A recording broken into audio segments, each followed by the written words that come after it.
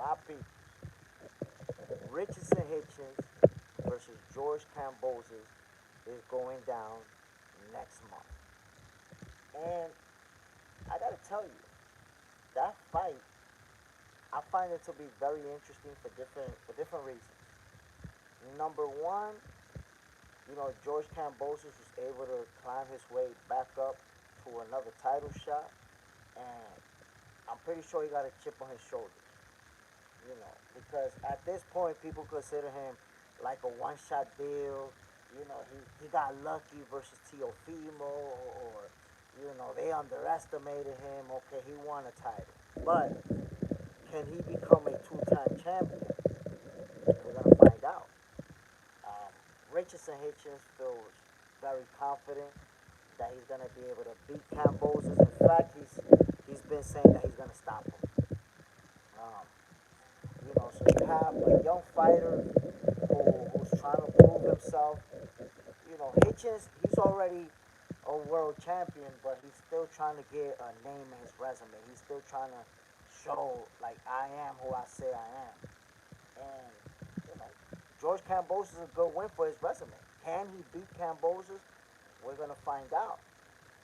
Because if you think about it, Richardson Hitchens had a couple of iffy performances, let's say, where he didn't dominate his opponent. He took a lot of punches, and it were close fights versus guys who we thought he was just gonna destroy. And you gotta give him his credit, man. George Kambosos is a good fighter. He can fight. So he's not gonna be an easy win. We have to see how the fight plays out. But I'm super interested. Holy, look at this rainbow. I got a rainbow out here. Look at that, people. Look at that, my people. I don't know if y'all can see the rainbow out there. It's a double rainbow, too. The rainbows that we haven't won, and then another rainbow. Matter of fact, yo, let me go live with this rainbow with y'all. Nah, man. Um, but again, my peoples, Richardson Hitchens and George Kambosos, I think that's a fight that is going to be very entertaining to watch.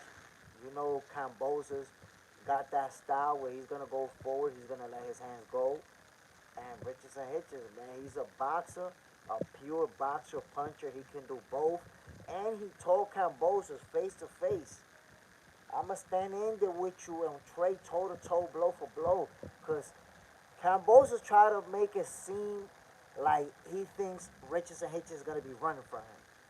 And it's gonna be, like a track meet.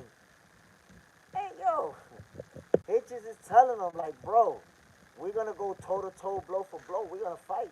We're gonna see what's up. El Fantasma de Geraldo Leden. Good morning, my brother. God bless.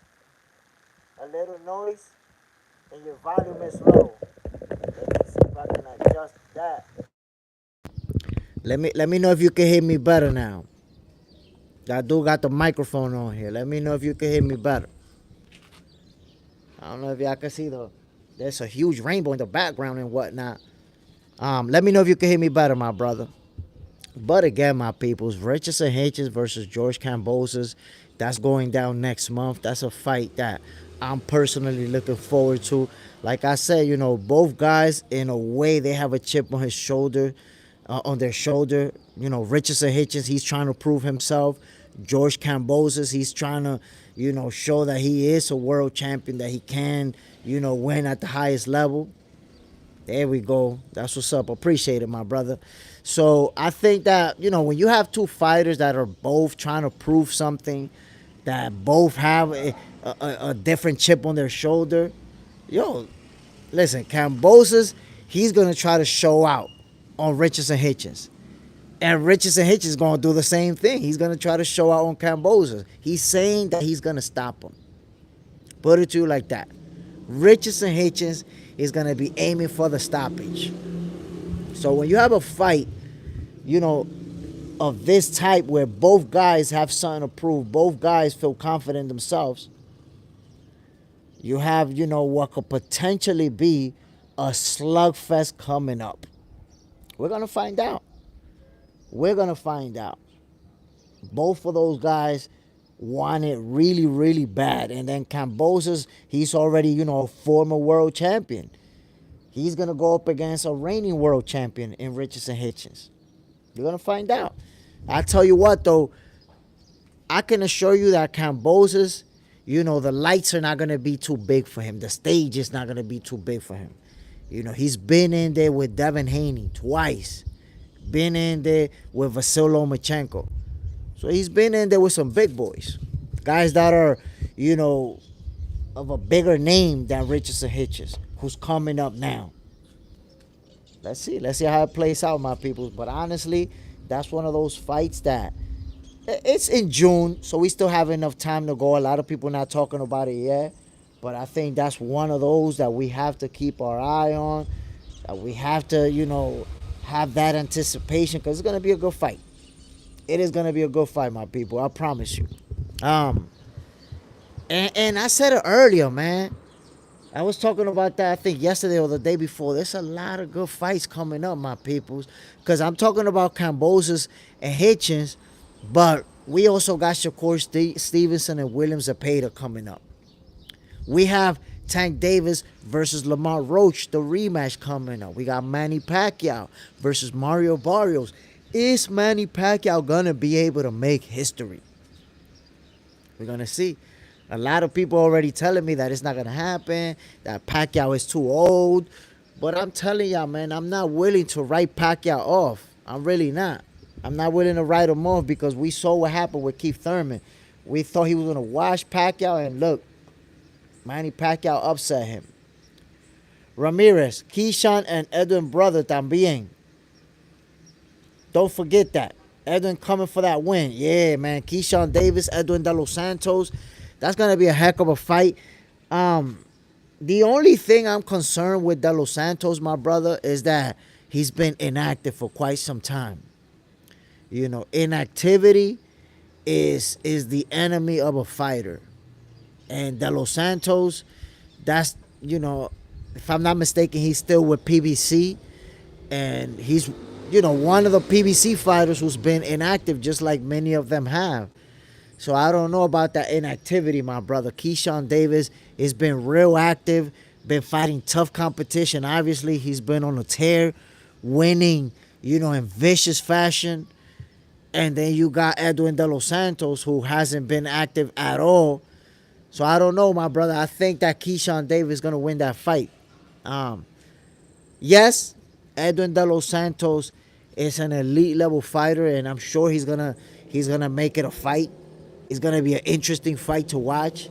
It's gonna be competitive, but I think Keyshawn Davis right now, he's on a tear.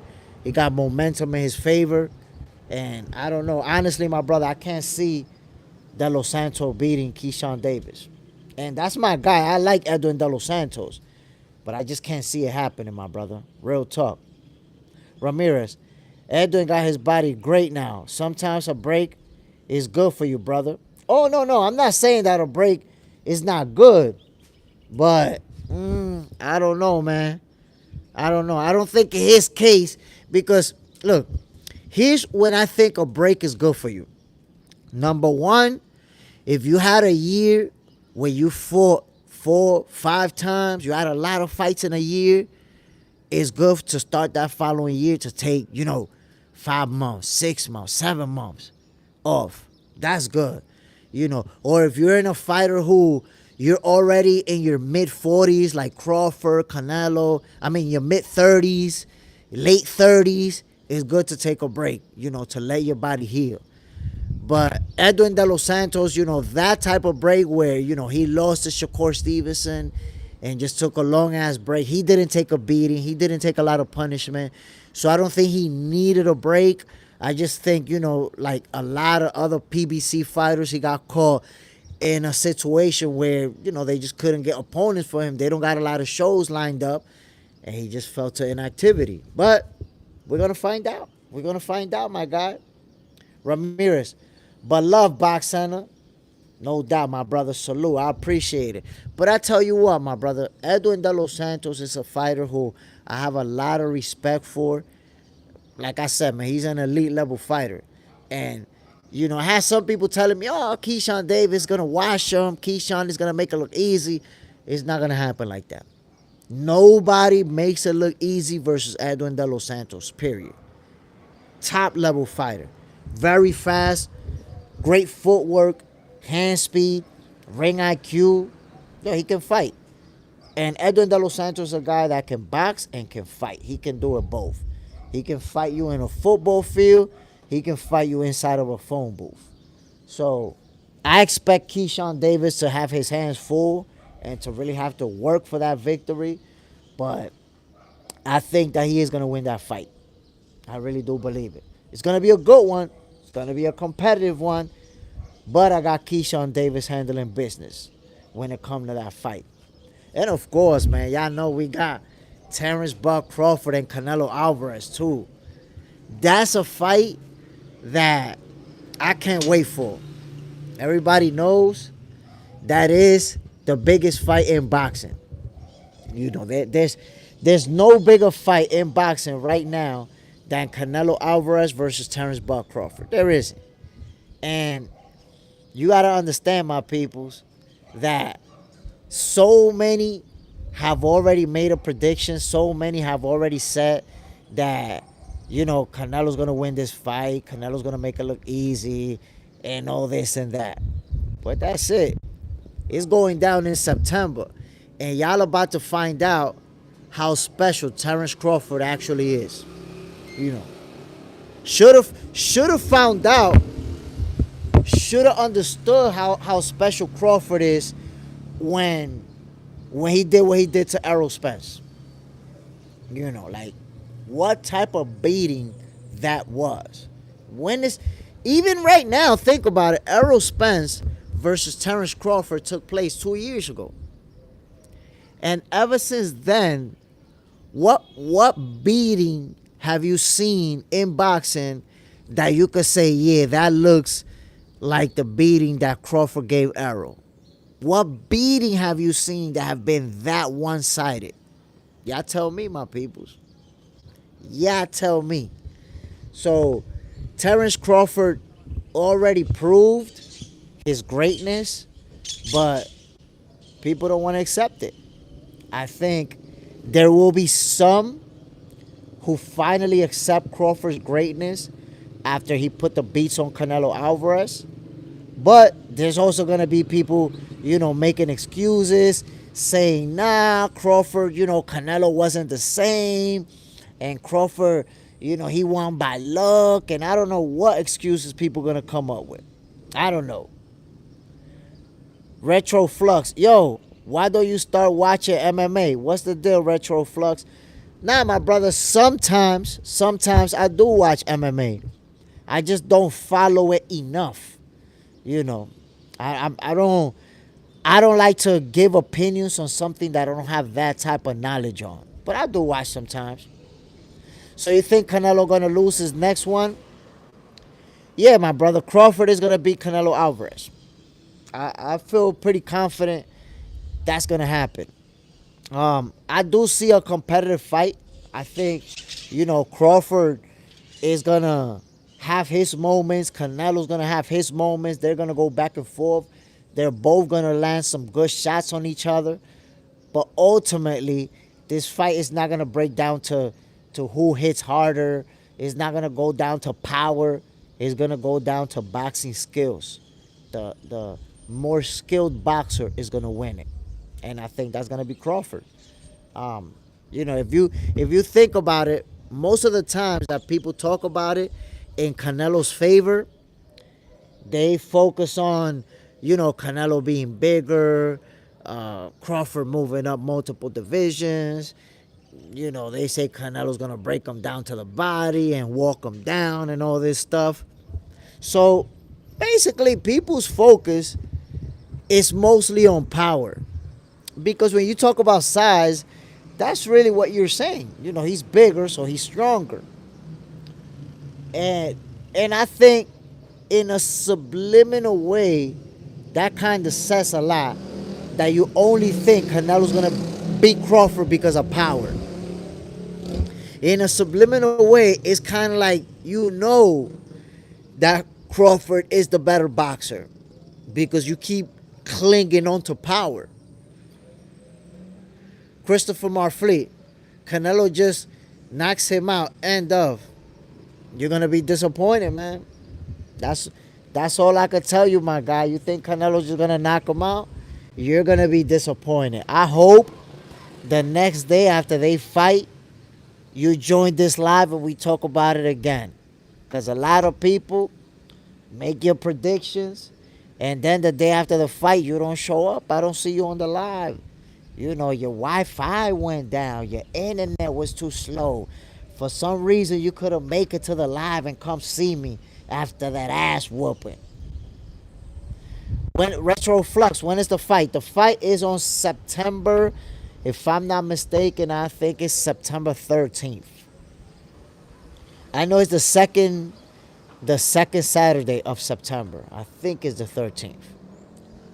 I'm telling you, my peoples, this fight, for everyone who has been hating on Terrence Crawford, for everybody who asked the question or who he beat, or who never really want to give him his flowers, or who don't accept Crawford as a pound for pound fighter, or, always trying to diminish his accomplishments.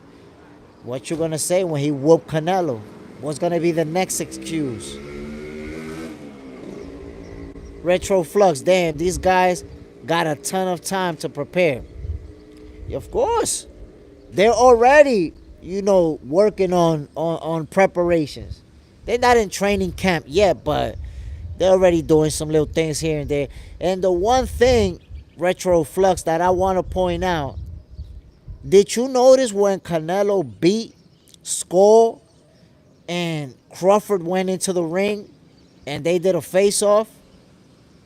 Did Canelo really look bigger than Crawford when they did that face-off? I've been trying to say this to people for months. Because, the new narrative is that Canelo's too big and Crawford is too little. And I've been telling people, look, Canelo's a very small 168-pounder. And if you saw that face-off, Canelo didn't look huge in front of Crawford. He didn't look like a beast. Crawford didn't look like a little guy in front of Canelo. Matter of fact, when they faced off, Crawford looked bigger than him. Come on now. Canelo is not a big dude, man. I keep repeating this. Not a big guy. Before this fight, you never heard anybody say, yo, Canelo's a big guy. He's too big. Canelo's a very small 168-pounder, my people. Not a big dude. So if you didn't see that face-off when Canelo and Bud did that in the ring with Turkey El Sheik on there, then you're going to see it again. They're going to face off, during the pressers and all that. And you're going to see. These face-off are gonna clarify for a lot of people the size difference. Because again, Canelo is not a huge guy. He's not a big dude. And when they face each other off, and you see Crawford looking down at him like this, and Canelo looking up, and their body frame, Canelo's a little bit wider than Crawford. That's it right there. He's a little bit stocky. But he's not a big dude. But for those who think that there's a huge size difference and Canelo is going to walk him down, and look, Christopher Marfleet says Canelo's just going to knock him out, we're going to find out in September. We're finally going to find out. Because all I see happening is a very competitive fight. Both of them win rounds. They go back and forth. Both of them will make adjustments. That's what great fighters do. Eventually, though, Terrence Crawford figures him out and outboxes him. Simple as that. Not just outboxes him, at times makes it look easy. Because that's what y'all don't remember, my peoples. And you try to disassociate yourself with that knowledge. Canelo Alvarez has lost twice, to Floyd Mayweather, to Dimitri Bivol. Both of those fights, they made Canelo look bad. Canelo was made to look average versus Floyd and versus Bivol. They beat him and made it look easy. Terrence Buck Crawford has never took a loss in his career. If you think that's not a factor, I'm telling you it is. Canelo already knows how to lose. He knows how to take a L. He knows how to get his ass whooped. Terrence Buck Crawford doesn't know how to lose, my peoples. Never took a L. You won't find out. Retro Flux. What is next for Tank? He's doing the rematch. He's doing the rematch with Lamar Roach. Which, that's going to be a heck of a rematch. You know, I can't believe that right now there's already people trying to say that, you know, Tank is going to make it look easy and he's going to wash Lamar Roach in the rematch. I think that's crazy work to say that. You know, I think that rematch is going to be very, very, very interesting. And it's going to be very competitive. Nothing about that first fight tells me that Tank Davis is just going to wash Lamar Roach. Nothing about that first fight. I'm telling you right now. And I even said, I'm on record as saying, Lamar Roach may actually have Tank Davis's number. I said that. Keep that in mind. El Fantasma de Geraldo Ledén. Never forget Hagler versus Leonard. Ooh. Yo, Marvelous Marvin Hagler versus Sugar Ray Leonard. That was an epic, epic showdown. That's one of those fights that I've seen a bunch of times. One of those fights that at any given moment I could say, let me watch this fight. Like, there are some fights that have taken place throughout history that it's like I have them in a mental queue. That when I want to watch an old fight, a good fight, I go to that one. You know, Barrera versus Morales 1. I've watched that fight over 10 times. Zab Judah versus Floyd Mayweather. Watched that fight a bunch of times. Oscar De La Hoya versus Tito Trinidad. One of the fights that I watched the most amongst heavyweights, the President, Ike Iwabuchi versus David Tua. What an explosive fight, my peoples. Golly. So there are some fights that I just go back and watch just because they were that good. Boys be crying. If Tank loses, people going to be legit depressed because of the Tank fandom. I bet many people will literally hate Roach, even promoters, which is messed up. I mean, you know, Tank has a loyal fan base. He has a very loyal fan base. And if Lamar Roach beat him, they're not gonna become Lamar Roach fans. They're gonna hate Lamar Roach even more after that. I agree with you. We're gonna find out, man. I really feel like Lamar Roach got what it takes to beat Tank Davis. I felt like he won the first fight. Like, even if you don't count the knockdown, I still felt like Lamar Roach won. You saw Gary Antoine Russell versus Rayo. Hell yeah, my brother. That was a heck of a fight. You know, honestly, they did Rayo dirty for that fight. They did Rayo dirty. The reason I'm saying that is because Gary Antoine Russell wasn't even a mandatory. He wasn't Rayo's mandatory. So Rayo didn't even have to fight him.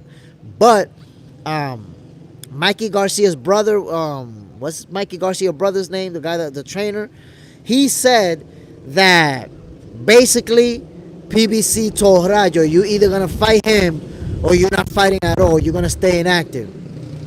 Hey yo, Rayo had just came off of beating Pitbull. They didn't even let that man rest like that. Just came off of beating Pitbull. And they made him fight Gary Antoine Russell. And they didn't even give him a rematch clause. How you the champion, you not fighting a mandatory, and they don't even let you have a rematch clause. And it's an in-house fight. It's two PBC fighters. They could have did the rematch. They didn't even give that man a rematch clause. So what happened with Rayo, the way I see it, is the same thing that happened with Banana. I can't remember his name. Banana, the guy that he became a champion by beating J-Rock, and then he lost in his very next fight to Jamal Charlo.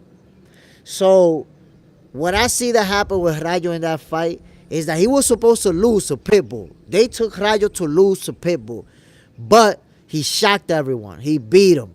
So when he beat Pitbull, they didn't want him to have that title. So what they did, matched him up with Gary Antoine Russell for his very next fight. No rematch clause.